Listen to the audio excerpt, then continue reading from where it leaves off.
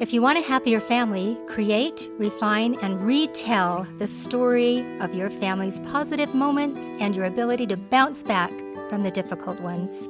That act alone may increase the odds that your family will thrive for many generations to come.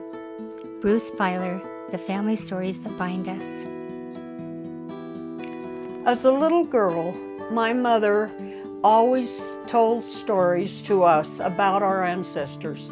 She made us feel proud of our ancestors, and she made us love the history, the stories, and the sacrifice that they went through to get us where we are in our lives. So I love to tell the stories to my grandchildren so that they will know and feel the sacrifice and the love of helping each other through the things that they are going through in life. Because of Grandma Jan, my children and I have benefited so much from an intergenerational narrative. She keeps the stories alive. She's a living library, and she has just created this sanctuary of stories. She loves us. You walk into her home and you are inside of her arms. And she lifts and blesses constantly with these stories and brings meaning into the experiences we have by connecting them to all of the experiences of the past. I absolutely loved growing up hearing Grandma Jan's stories. They're so entertaining, so much fun, and honestly it seems like every other sentence is about somebody and where they were born and who they're related to. It's so obvious how important family is to her, and that's really inspired me over the years. When I became a mother, I related to one of those stories in particular. She became a new mom in the 50s. They lived in military subsidized housing, and the only bed that they had for their newborn son was a drawer in their dresser. And I related to that because I also can be a good mom by making sure that I'm simply just doing the best that I can with what I have. And because of Grandma Jan, I feel like my family is blessed to have more than she ever did. One of the things I love about my Grandma Jan is her positivity. So she has struggled with diabetes and with neuropathy her whole life, and that's been something that's really hard. And she's had to have a couple toes removed. Incidentally, I have another grandpa, a different grandpa, Grandpa Wendell, who has also lost a couple of toes. And when Grandma found out about this, all she had to say about it was, "I outdone Wendell in the toe contest." And she continues to serve people even in her old age and with everything she's gone through.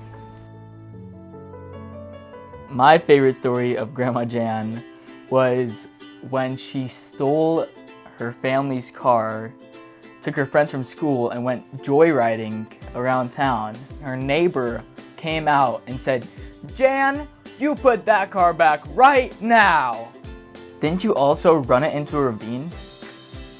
Into a ditch. Into a ditch. So I backed back up to put the car back and went across the street and hit the peddler, and they hooked the fenders together, the bumpers together. And the peddler got out and unhooked it, and I drove it back and parked it. All the kids, but the kids were hanging out of the windows, they were hanging out of the trunk, they were hanging everywhere. How old were you when all this happened? 12. And I think it's just so funny. Sharing a common bond of the things that I did when I was young helped the children to know that we are all human. One of those stories that is really fun for me is about your brother, Stan, right? You were jumping out of the hayloft into a big pile of hay, and one day he jumped not knowing there was a pitchfork in the pile of hay, straight through his shoe, straight through his foot, right? Right up the top. It shows like how crazy they were and the fun they had, but I think the most important part of that story is how it felt hearing her talk about it. Her concern for her brother and how much she loved her family and how important those people are to her really inspired me and set a model for me of how I should treat those in my life and how to really take care of somebody and love somebody. So thank you for that. Thanks for inspiring us all. And maybe not that story quite yet because my kids are pretty little, but I do share a lot of Grandma Jan's stories and pass on that legacy, which is really fun. I like to go to Grandma Jan's on the schoolhouse to hear stories.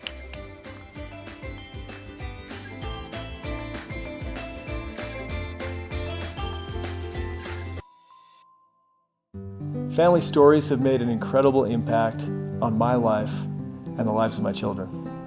So something that has really blessed our life is a present from Grandma Jan. Every year she would write up a story and then the grandkids would illustrate it. And it has been so fun reading to our children, and these are the stories that have really stuck with our kids and have been such a blessing in our lives that help them in their day-to-day. It's fun for me to connect those stories with my children because they receive strength and power from hearing those examples and how they faced adversity.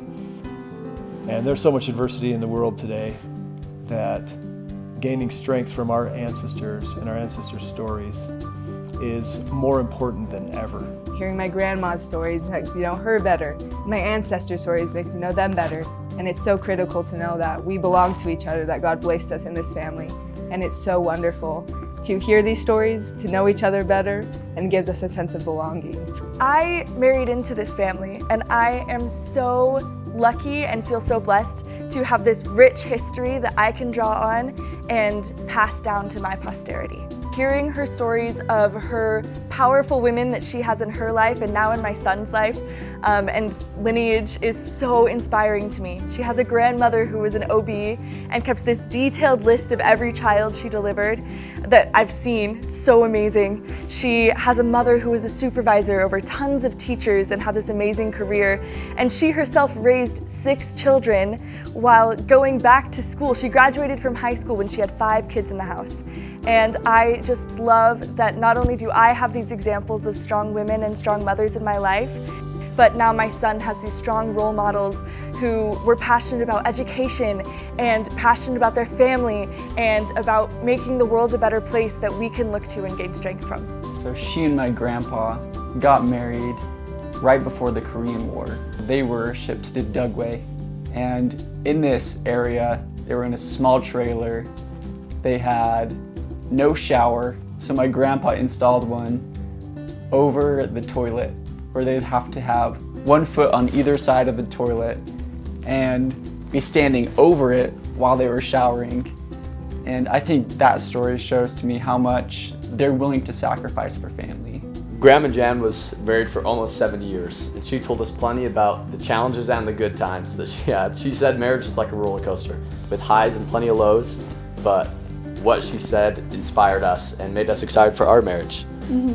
We actually just got married this last year, and because of everything that we've heard, we've become so hopeful and really excited for the rest of our future, and we hope to carry our grandparents' legacy with us. When I was about 12 years old, someone showed up at Grandma's house and she called him Grandpa Max. And he started coming to our activities. Grandma helped us do plays on the front porch and he would come watch them. And I found out later that he was her dad. And she hadn't known him all the time growing up. He left their family when she was just a baby and her mom was pregnant with her younger brother. So she had a hard time growing up without a dad, and then she had a stepdad that was a hard situation in many ways also. But when her dad returned to her life at the end of his and asked for forgiveness, she gave it to him wholeheartedly, and he became a part of our lives. He was our Grandpa Max, even though he had divorced my great-grandma and left for years and years and decades and not been a part of her life. She was such a great example to me of forgiveness and welcoming people. Everyone is welcome in her home. When I walk into my grandparents' home, their love for their family is evident. As you can see, there's family history all around these walls. And all of us know that we are her favorite.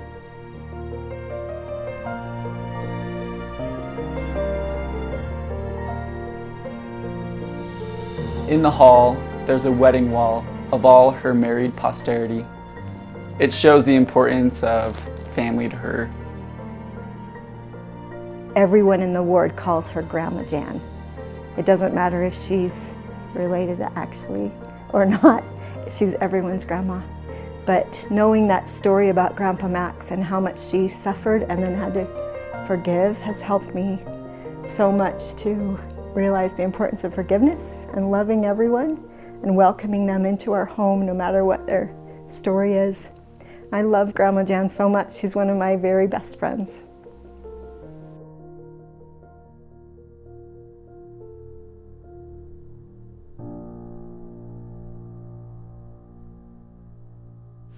One of my favorites is about my great-grandpa Rule's mom, May Catherine.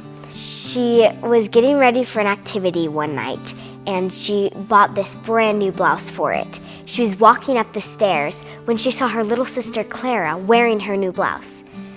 She wanted to react in anger, but then she remembered that people are more important than things. So she said, "You look beautiful in it, Clara," and she let Clara wear it to the activity.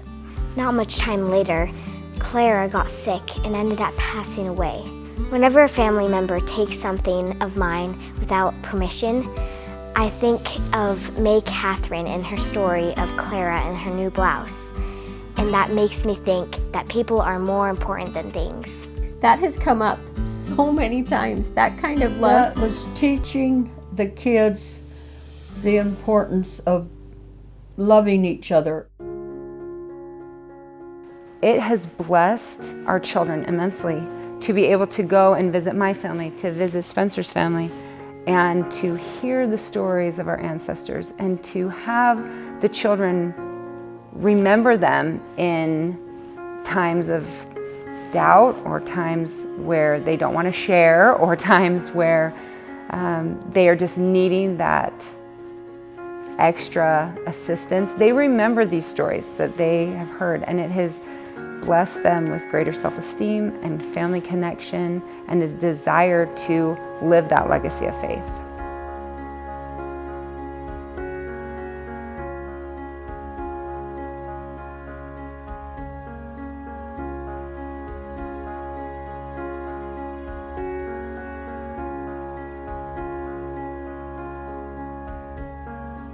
You know, and my kids know, if they come here, they are going to get hugged, they're going to get fed, they are going to be listened to. She's going to take the time to look in their eyes and process what they're going through and then connect it with years, centuries of experiences that bring meaning and purpose to what they're going through and help them to process it and figure out what to do, what their next step is, because of all the steps that have been taken in the past that she keeps alive. This living library, this sanctuary of story, this beautiful place, this incredible woman has kept all of this alive for us. And she loves us, literally wraps us in a sacred shroud of stories. Another one that I just love is how you kept us close to Brigham Reese. He crossed the plains at 17 years old, a little backpack on his back, and came over just with his sister and worked in the mines for 4 years. And every time he got enough money, he sent for another one of his siblings. And he brought all 10 of his family, paid for all of them to get here. And that 17-year-old boy crossing the plains, his story is in every one of my kids' minds when they've had to do hard things, when they've had to strap on that backpack and march somewhere and work hard. And our family has had experiences because my husband has MS, and those kids have had to put on a backpack too and do some tough things, but Brigham Reese has walked with them and taught him how, because you gave us that story and helped us with his strength and power and with that example. I don't know how to thank you for the legacy. I don't know how to thank you for the stories that you have poured all over my kids by telling us constantly the love we've been marinated in your love and in the legacy and heritage that you have wrapped us. Our lives are woven with the tapestry of this family strength and family stories, and you love us so much. That's how you sew it in. You sew the stories in with love, and I just don't know how to thank you for the legacy of that. It's so precious.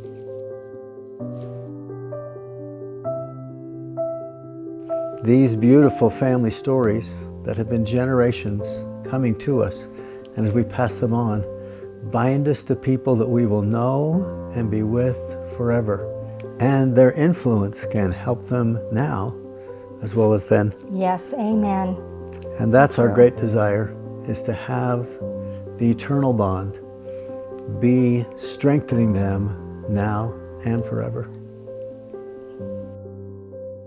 Connecting with our ancestors can change our lives in surprising ways. From their trials and accomplishments, we gain faith and strength. From their love and sacrifices, we learn to forgive and move forward. Our children become resilient. We gain protection and power. Ties with ancestors increase family closeness, gratitude, miracles. Such ties can bring help from the other side of the veil. Garrett W. Gong, we each have a story.